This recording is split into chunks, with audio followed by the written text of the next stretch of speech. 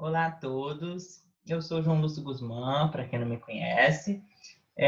Eu tenho esse projeto aqui no YouTube, onde eu entrevisto, né, onde eu também denomino de projeto Entrevue, onde eu vou entrevistar alguns pesquisadores de renome, né, alguns pesquisadores que já estão consagrados um pouco nessa área de pesquisa, principalmente nas ciências humanas, né, porque eu sou graduando em História. E hoje eu trouxe para nós o Éder Ferreira, né? Professor Éder. Eu vou apresentar um pouco do currículo dele, né?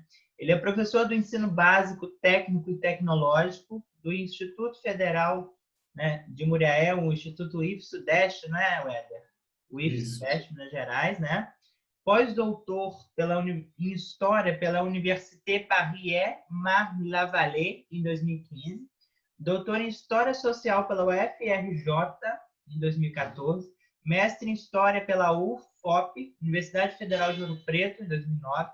Bacharel em História pela Universidade Federal de Viçosa, em 2006. E licenciado em História pela Universidade Federal de Viçosa, em 2005. Tem experiência na área de História, com ênfase em História Política, História Econômica e produção de materiais didáticos para a área de História para a Fundação Getúlio Vargas, 2012 e 2014, e Fundação Sesgran Rio, 2016. Também trabalha com temas ligados à história dos conceitos, pensamento político brasileiro, história da imprensa e história da imigração estrangeira no século XIX. Atuou no Magistério Superior junto ao Departamento do Desenvolvimento, Agricultura e Sociedade da Universidade Federal Rural do Rio de Janeiro, de 2006 a 2017, como professor convidado da disciplina Métodos e Técnicas em Ciências Sociais para as turmas de mestrado e doutorado do CPDA, UFRRJ, 2017. E na formação continuada de professores do programa de pós-graduação Lato Sensu, vinculado à Cátedra Unesco Águas, Mulheres e Desenvolvimento, orientando trabalhos nas áreas de educação e direitos humanos, educação e sustentabilidade e políticas públicas nas áreas de gênero e raça. Atuou no conselho editorial das revistas Caderno de História, da UFOP, Ars Histórica, da UFRJ, e Revista Contemporânea, da UF. Entre 2006 e 2007, atuou no quadro de professor de educação básica da área de História do Estado de Minas Gerais. Entre 2011 e 2015, atuou como gestor social e, posteriormente, coordenador do projeto Territórios da Paz, vinculado à Superintendência de Territórios da Secretaria de Estado de Assistência Social e Direitos Humanos do Estado do Rio de Janeiro. É um curriculão, hein? Enfim. E hoje ele vai apresentar para a gente um trabalho, né, uma entrevista, né, que foi intitulada pelo mesmo como A Lei de 7 de Novembro de 1831 e a Questão Escravista no Brasil e Império. Então, já começando sobre o assunto, já puxando o assunto, né, eu vou iniciar a primeira pergunta, que é para você: qual a importância de se abordar esse tema? Bom, Lúcio, obrigado pelo convite, parabéns a você pelo excelente projeto. Acho que é uma iniciativa extremamente importante, né? A difusão do conhecimento e todas as atividades nesse sentido são muito relevantes, por isso eu te congratulo mais uma vez. Respondendo objetivamente à sua pergunta, eu diria que o tema da escravidão ele é importante por conta do presente, né? A gente sabe naquele exercício de história, a história é o estudo do presente pelo passado, né? E o presente brasileiro está embebido desse passado escravista. A escravidão ainda deixa marcas indeléveis na sociedade brasileira, né? Se a gente observar todos os índices sociais afetam em grande parte a população que descende dessa população ex-escravizada do século XIX. Então, é um tema que não basta por si só, porque ele responde muitas questões do tempo presente e dos desafios, inclusive, que nós temos enquanto pessoas que imaginam uma sociedade mais justa, uma sociedade mais digna para todos os brasileiros e todas as brasileiras, né? Então, o tema da escravidão é um tema que é muito importante para a historiografia brasileira, inclusive é um tema que eu acredito que seja o tema que mais influenciou a historiografia de outros países, né? Temas produzidos por historiadores brasileiros. Inclusive, a historiografia dos Estados Unidos tem uma influência muito grande, né, desde os anos 50, pela produção historiográfica sobre a escravidão. Então, é um tema que é muito abordado pela academia, né, e também é importante pelo aspecto da realidade brasileira, né, que ainda é marcada de forma muito evidente pela escravidão ainda. A escravidão ela foi abolida em 1888, mas as suas chagas ainda continuam sendo arrastadas pela sociedade brasileira ainda hoje. Certo. E você poderia definir melhor, assim, num aprofundamento, o que foi o tema que você selecionou para abordar nessa entrevista?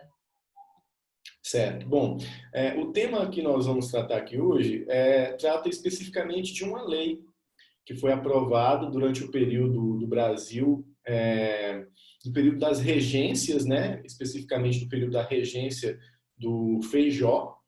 É a lei, eu estou falando aqui da lei de 7 de novembro de 1831, a lei que tinha por objetivo restringir o tráfico de populações escravizadas da África para o Brasil. A gente sabe que a sociedade imperial ela é marcadamente escravista, né?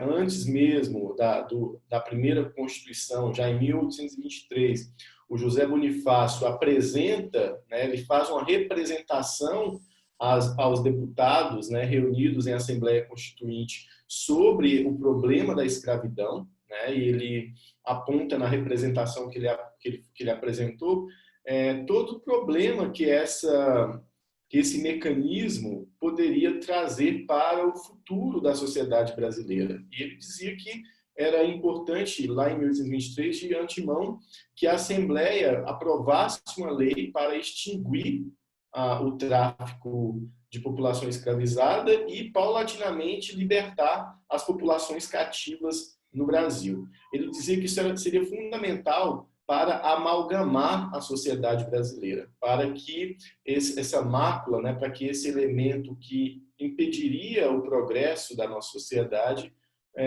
pudesse, de fato, se constituir como um elemento que viria a ajudar o Brasil a se tornar uma nação homogênea, uma nação mais coerente, digamos assim, né? Então, o tema da escravidão ela já estava posto para as elites políticas desde o período da Assembleia Constituinte de 1824.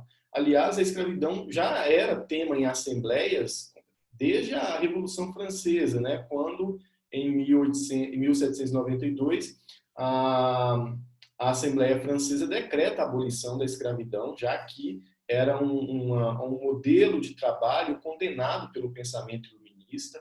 Então, as elites intelectuais, tanto brasileiras, portuguesas, francesas, já conheciam o mal que a escravidão fazia na sociedade, né? O mal que uma pessoa submeter a outra faria a uma sociedade. Então, a lei de 1831, de 7 de novembro de 1831, ela vem na baila nesse processo de contestação da escravidão como modelo de trabalho. E por que ela foi aprovada em 1831 e não antes? Bom, a gente sabe que a Assembleia Constituinte de 1823 ela foi debelada pelo Dom Pedro I. As elites escravistas sequer apreciaram a representação do José Bonifácio e durante o primeiro reinado quase que não se ouviu falar em qualquer tipo de mecanismo legal para abolir o tráfico de população escravizada para o Brasil. Somente durante as regências, né, em que nós temos um período de maior força, digamos assim, de alguns elementos progressistas, se é que podemos dizer assim, é que nós temos a aprovação dessa lei, né, de 7 de novembro de 1831, que diz em seu texto claramente que qualquer pessoa que fosse trazida de África na condição de escravizado e que tocasse o solo brasileiro seria considerada livre e aquele que a comercializasse teria que pagar uma pesada multa pecuniária. Então, essa lei ela é interessante porque ela permeia a sociedade brasileira desde o processo inicial da formação do Estado Nacional Brasileiro, mas tem esse problema dela nunca ter sido adotada, de fato, né? Passando para a história, né, com a alcunha da famosa lei para inglês ver, né? Já que o contexto era um contexto em que os ingleses pressionavam muito as nações escravistas, sobretudo o Brasil, que era naquela época tinha o maior mercado de população escravizada no Atlântico Sul, a a abolir o tráfico transatlântico de pessoas escravizadas, né? Então essa lei foi criada, mas se transformou jocosamente na lei para inglês ver, já que seus efeitos nunca surtiram, nunca foram de fato empregados. Certo. E acaba que você deu uma palhinha aí da terceira pergunta, né? Que é justamente uma pergunta que fala, onde eu te pergunto, no caso, né, se você acredita que existiu alguma relação externa para que essa lei fosse sancionada. E aí, já que você deu uma introduzida, você gostaria de aprofundar um pouco mais nessa questão? Sim, eu só gostaria de retomar esses dois pontos. O primeiro elemento externo é a própria difusão do elemento anti-escravista por parte do pensamento iluminista, né? Nós temos, por exemplo, personagens como o Abade Reinal, né, que era um grande propagador das ideias abolicionistas, e mais, na Assembleia Francesa nós tivemos a presença do Jean-Baptiste Bellay. Ele era deputado pelo Haiti e era um grande orador, inspirado no pensamento do Abade Reinal, um grande orador que propagava os males da escravidão. Então, primeiro nós temos esse elemento intelectual desse contexto, né, internacional, e havia também um elemento diplomático por conta das ações da Grã-Bretanha para cercear o comércio de população escravizada, sobretudo no Atlântico Sul. Certo. Hoje eu fiz até estou participando de um seminário, né, da UFJF, onde abordou um pouco também da parte escravista da segunda metade do século, né, da segunda metade do século XIX. Ele fala muito dessa presença do positivismo, né, que o escravismo era rudimentar demais para a modernização, para a industrialização. Só que você tinha pensamentos como o do Francisco Badaró, né, que ele abordou bastante o pensamento do Francisco Badaró, que ele tinha um pensamento ele era abolicionista, ele era um bacharel, né, ele era da área de direito, da área da advocacia, só que ele tinha um pensamento idilístico, né, onde o processo em si ele ia acabar com a escravidão, né, onde você interferir com leis, onde o Estado interferir para que a escravidão se acabe, é uma coisa ilegítima. Só que a gente sabe que esse processo tem que acontecer, né? O Estado teve, sim, que tomar a sua interferência. E aí eu achei interessante essa associação aí com a questão do iluminismo, que eu não tinha parado para atinar. E a quarta pergunta, né? Existe também uma relação dessa lei com alguma tentativa compulsória de introdução do Brasil no sistema capitalista? Então, essa lei de 7 de novembro de 31, ela vem justamente, segundo a historiografia narra, né, ela vem justamente nesse contexto digamos assim, da imposição da Grã-Bretanha como grande potência capitalista. A gente sabe que durante esse percurso das embarcações que transportavam populações escravizadas, havia um negócio muito lucrativo também, de madeiras, de marfim, de cachaça, fumo, farinha de mandioca. Então era um comércio extremamente poderoso que gerou grandes fortunas nas duas margens do Atlântico Sul. Então, esse contexto da imposição inglesa disse que se dá por uma questão humanitária devido ao pensamento iluminista, mas tem um viés econômico muito forte, que é a preponderância que a Inglaterra queria se impor como a grande potência dos mares. Então, se você proíbe o tráfico de pessoas escravizadas no Atlântico Sul, essa rede comercial intensa entre Brasil e Angola, por exemplo, ela vai ser cortada.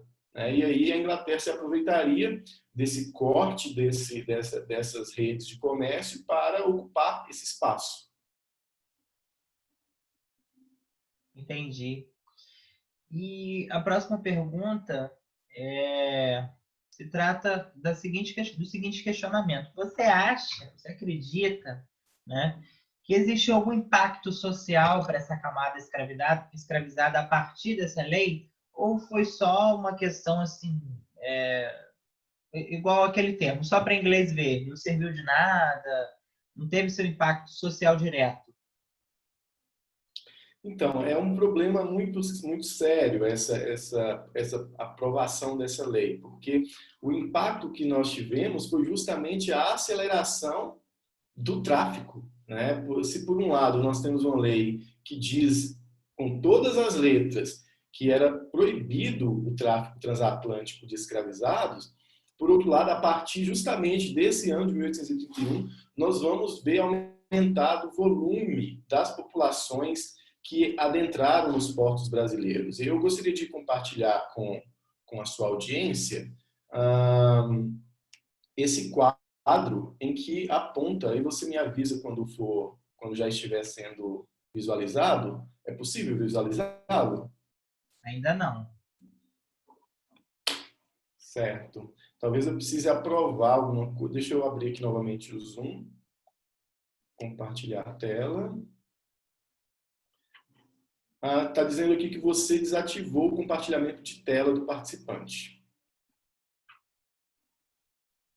Só um instante, então. Deixa eu Uhum. consigo otimizar isso aí. Então, retomando aqui, né, a gente teve uns probleminhas aqui para a gente conseguir fazer esse espelhamento, mas acabou que a gente não conseguiu. Então, o Éder vai trazer esse discurso de uma outra forma. Pode prosseguir, por favor. Então, retomando aí a sua pergunta sobre os impactos sociais, na verdade, o que ocorreu foi um aumento da população escravizada nos portos brasileiros, né, que vinha da África para o Brasil. Então, o que está acontecendo no plano econômico? Nós temos, na década de 30, a expansão cafeeira, né? O café começa a despontar como grande elemento da pauta econômica do Brasil, né? Em poucos anos, na década de 30, o Brasil vai passar Java na produção de café, né? Pra você ter uma ideia, na década de 1830, já no final da década de 1830, o Brasil já produzia 40% da produção mundial de café. E chegaria no ano de 1853, né? Portanto, 23 anos depois de 1830, a produzir 60% de todo o café produzido no planeta Terra. Então, o café vai ser o grande, digamos assim, culpado pelo fato dessa lei não ter seus efeitos de forma objetiva, porque a gente vai assistir a partir de 1831 a expansão das plantações de café pelo Vale do Paraíba, Fluminense, Paulista e depois, posteriormente, para a zona da Mata Mineira, né? E isso vai criar uma necessidade de mão de obra escravizada de forma inédita desde o período da expansão aurífera do século XVIII. Você tem ideia? Em 1831, segundo os registros do Leslie Bethel, entraram no Brasil 138 pessoas escravizadas nos portos brasileiros.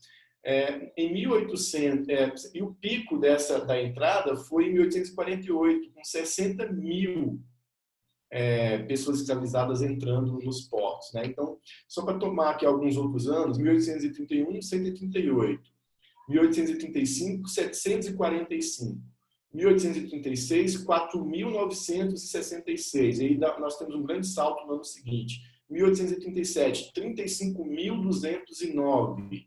1838, 40.256. Então, são números elevadíssimos em um pouco espaço de tempo, o que faz com que os deputados utilizassem a tribuna da Câmara para justamente denunciar esse estado de coisas, né? Denunciar, por exemplo, o Visconde do Uruguai, que era, na época, o ministro da Justiça e que dizia-se, na época, que ele não faria nada, não fazia nada para, pelo menos, fiscalizar os portos clandestinos que faziam entrada de pessoas escravizadas, como, por exemplo, um deputado que vai denunciar um porto clandestino de entrada de populações escravizadas na Praia Vermelha, no Rio de Janeiro, né? E ele chamava a atenção por conta da lei não estar sendo cumprida.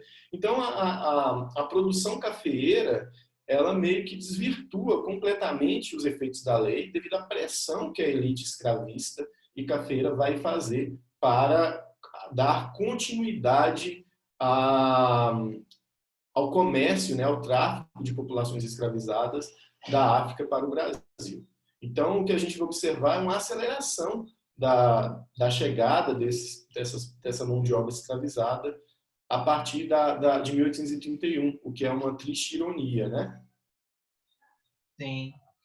E aqui na questão 6, na sexta pergunta, né, que eu te fiz, eu quero te fazer essa proposta de dizer para gente se existe uma relação dessa lei de 1831 com a Lei Eusébio de Queiroz de 1850, né? Porque quando a gente para pensar, há, né, uma grande propagação do discurso de que a Lei Eusébio de Queiroz ela foi a definitiva para acabar com o tráfico negreiro, né?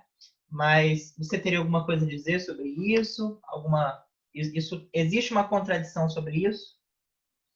É curioso porque a lei do Eusébio de Queiroz, ela versa sobre o mesmo tema de uma lei de anos atrás, né, de 2 décadas atrás. Então é curioso como que uma legislação se produz tendo em vista uma lei que não foi revogada, não havia sido revogada, inclusive, né? Mas ela vem desse esforço, né, definitivo, nesse caso de 1850, de você acabar com o tráfico transatlântico de populações escravizadas, né? Segundo historiadores da economia, e eu estudei esse tema na minha dissertação de mestrado, esse volume de capitais que eram empregados no comércio escravista, ele vai ser canalizado agora para uma economia de novo tipo, né? Para a construção de rodovias, construção de estradas de ferro, empresas de navegação e comércio. Inclusive, esses recursos eles vão se consolidar naquilo que a historiografia chamou de a Era Mauá. Então, o fim do tráfico transatlântico ele ajuda o Brasil a se desenvolver economicamente, já que nós temos em 1850 uma aprovação de algumas leis, como a lei do Código Comercial, a lei de terras, a lei Eusébio de Queiroz, que são leis que tentam modernizar a economia brasileira, né? E isso vai fazer com que esses capitais que antes eram canalizados no tráfico transatlântico sejam realinhados para outros ramos da economia, né? O que faz com que um número bastante grande de novas empresas surjam nesse contexto. Então, é interessante pensar os efeitos da Lei Eusébio de Queiroz para a própria economia brasileira. Por outro lado, o fim do tráfico transatlântico de escravos vai fazer uma reacomodação do tráfico interno no Brasil, né?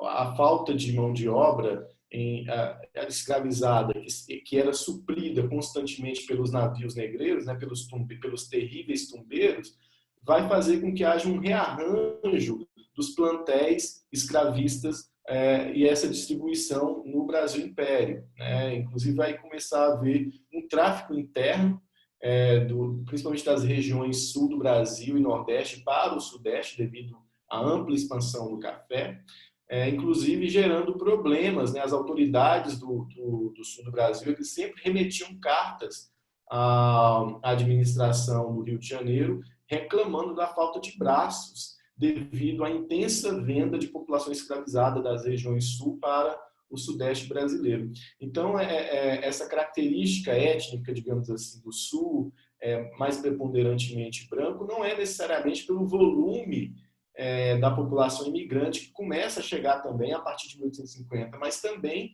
pela venda da população escravizada dessas regiões para a região sudeste. Entendo.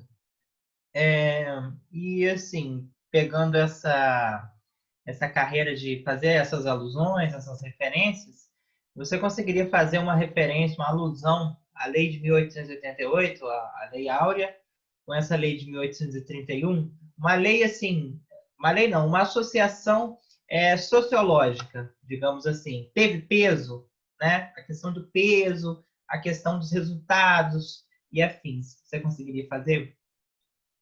Eu acho que o que deixa flagrante para a gente pensar 1831 e 1888 é a quantidade de tempo que o Brasil permaneceu com o tráfico da carne humana, como as fontes dizem, né, sobre o tráfico de população escravizada.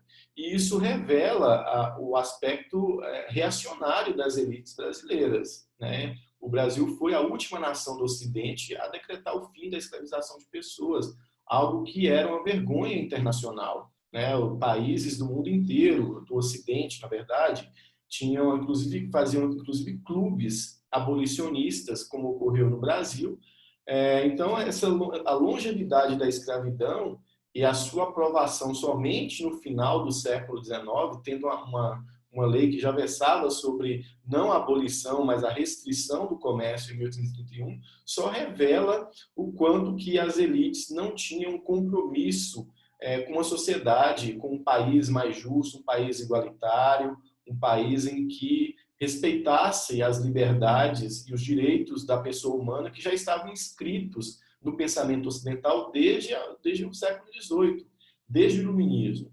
Mas a lei de 1831, pegando aí uma questão sociológica que você aponta, ela é importante para a gente refletir sobre o aspecto ilegal da escravização de todos aqueles que foram apanhados em suas terras e desterrados para sempre de lá em direção ao Brasil. Se a lei diz que aqueles que chegassem nos portos brasileiros escravizados teriam se tornado livres, todos eles que foram escravizados, bem como a sua descendência ao longo das décadas, ao longo do Império do Brasil, estavam sendo escravizadas de forma ilegal. Ou seja, o Estado brasileiro escravizava ilegalmente uma população gigantesca de pessoas, né? Porque a escravidão ela ainda existia enquanto elemento legal, mas um dispositivo de 1831 diz que toda essa população que chegasse a partir daquela data seria declarada livre. Então, essa seria o caso dos descendentes dessa população reclamar algum tipo de indenização? Há que se pensar, porque de fato há uma falha legal muito grande, muito grave, né? E que demonstra esse aspecto, né? Você tirar o bem mais importante do indivíduo, que é a sua liberdade, de uma forma ilegal, é algo monstruoso, né? Então, cabe se pensar para esses descendentes dessa população que foi escravizada, se cabe uma indenização, porque o Estado brasileiro foi totalmente negligente com essas pessoas que tiveram suas vidas reduzidas à escravidão de forma absolutamente ilegal. Imagine a quantidade de pessoas que descendem de todas aquelas que eu citei agora há pouco, ao longo do século XIX, todas elas sendo escravizadas de forma flagrantemente ilegal. Isso é um absurdo, né? E o que faz com que a gente imagine, né, o quanto que os debates, né, em relação à lei de 1888 se arrastaram, né? Por que se arrastou tanto tempo? Porque por conta desse compromisso histórico das elites nacionais com as populações mais frágeis, né? Com as populações que realmente são mais expostas à pobreza, à miséria e à exploração do trabalho. Sim. E se a gente parar para pensar, também foi condizente, né, com essa prática. E aí a gente encontra a contradição de, por exemplo, determinados discursos de que seria ilegal a prática abolicionista direta, a violência, o uso da violência, ou até mesmo do uso da máquina do Estado. Porque se é considerado ilegal, isso é uma ilegalidade por parte do oprimido, por que do opressor também não pode ser uma ilegalidade? Né? E aí fica esse questionamento. Passando para a próxima questão. E você conseguiria fazer essa mesma alusão né, essa mesma análise, essa mesma contextualização sociológica para o século XXI? Sim, um pouco antes até, né, a gente vê que depois da lei da abolição da escravidão no Brasil, foi a lei mais compacta da história do Brasil Império, já que ela tinha 2 artigos, né? Ali, acaba-se com a escravidão, e o outro era que todas as disposições contrárias estariam também abolidas. Então, como pensar o tema que mais polemizou, mais se debateu nas câmaras, no Senado, de ter como desfecho uma lei com apenas 2 míseros artigos que não dizia nada a respeito do futuro dessas populações, para onde elas iriam, de que forma elas se tornariam cidadãs, essas populações, como elas iriam sobreviver, como elas iriam se educar, onde elas iriam viver, onde elas iriam morar. O fato é que a lei foi totalmente negligente, que essas populações continuaram ao longo das décadas e ainda hoje à mercê da exploração de trabalhos análogos à escravidão. O Brasil ainda é campeão em trabalhadores que estão submetidos a trabalhos análogos à escravidão, pensando aqui o século XXI. Então, observem que o fato de não ter nenhum dispositivo para transformar em cidadão essa massa ex-escravizada é um dos principais fatores da sociedade brasileira ser uma das sociedades mais desiguais do planeta Terra, porque até então a mão de obra escravizada foi um elemento central para a produção da riqueza no Brasil, tanto que o Antonil, já no século XVIII, ele vai chegar a dizer que os escravos são as mãos e os pés dos senhores de engenho, são as mãos e os pés do Brasil. E aí, de repente, não mais que de repente, vem uma lei abolicionista, e a partir de então, essas pessoas não serviam mais para produzir riqueza. Agora é o imigrante branco europeu que vai ganhar glebas de terra, que vai ter subsídios de terras para cultivar, para trazer suas famílias, enquanto que essa população que era subjugada à escravização ficou à mercê da própria sorte, né? À mercê das violências, à mercê da exploração, tanto quanto no período anterior, exceto pelo fato dela, às vezes, ter mais mediações, né? Inclusive para se afastar das fazendas das quais elas eram exploradas, mas muitas permaneceram, porque não tinha horizonte. Elas iam sair das fazendas de café ou qualquer outro lugar que escravizavam pessoas, iam para onde? Iam fazer o quê? Então, o horizonte não continuava fechado para essa população, e é por isso que nós temos o quadro de desigualdade social que nós temos hoje. Né? O Brasil tem um débito muito grande com essas populações, e quando a gente fala em reparação por conta de todos esses séculos de exploração e de deformação da sociedade brasileira, já que a escravidão ela deforma o tecido social, nós tivemos aí a lei das cotas raciais e sociais, que é amplamente refutado, inclusive por setores da classe média da população brasileira. Isso aí é um elemento que ajuda a gente a entender o porquê que a lei de 1831 não deu certo e porquê que o Brasil foi o último país do Ocidente a declarar fim à escravização de pessoas. Quando a gente vê, por exemplo, famílias de classe média baixa que paga R$50 para que alguém limpe a sua própria sujeira, isso aí, nesse aspecto econômico da má remuneração pelo trabalho efetuado, nós encontramos um elemento característico de uma sociedade de origem escravista.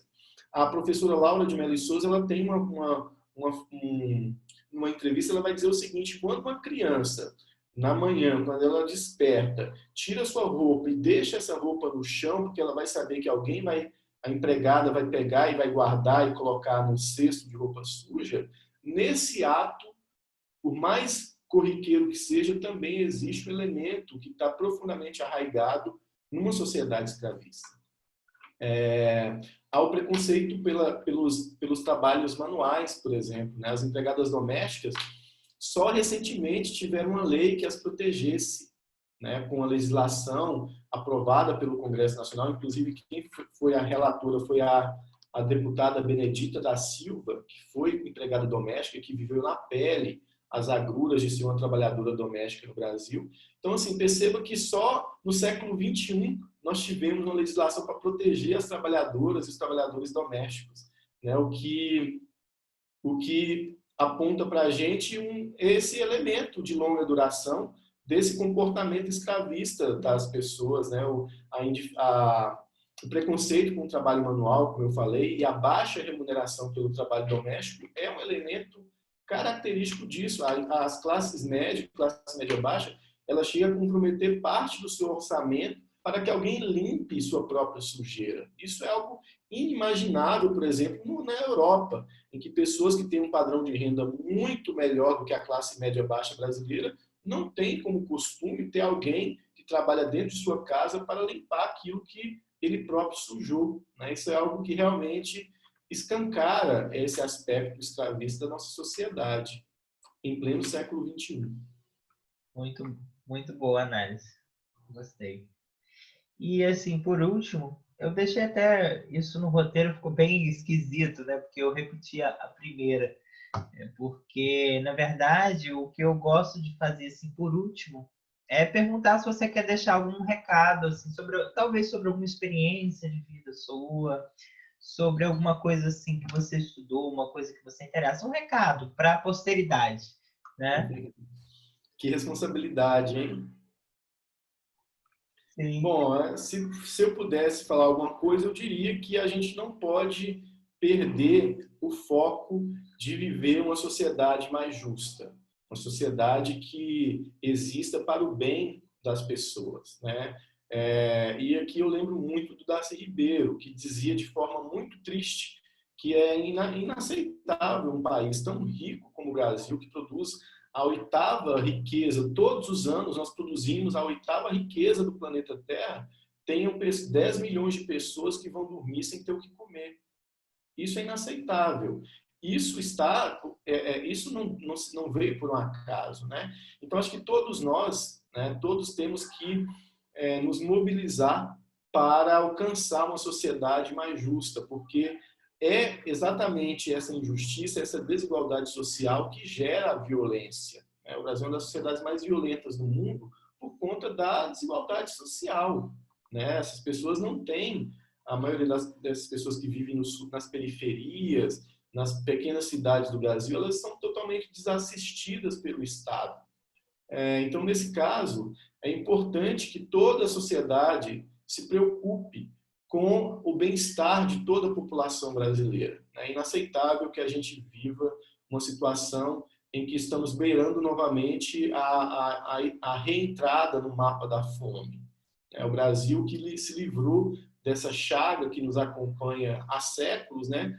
É provável que no ano que vem seja declarado novamente pela FAO como um país que compõe o mapa da fome mundial. Isso é muito triste, porque, como eu falei, nós produzimos a oitava riqueza todos os anos no planeta Terra, e é inaceitável que a gente veja pessoas que vão dormir sem ter o que comer, sem ter uma vida digna.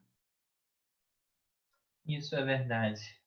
Olha, Wéder, eu te agradeço muito, muito mesmo, de coração, por você ter disponibilizado um tempo, né, para a gente realizar essa entrevista. O Wéder já é um amigo meu que a gente se conheceu em 2018 na luta contra o retrocesso. Por mais que o retrocesso tenha acontecido, a gente estava lá na luta, né? E é um cara, assim, sensacional, muito querido também, e muito, muito, sabe falar muito bem, como vocês já viram aí. Então é isso, te agradeço muito, viu? Quer falar mais alguma coisa?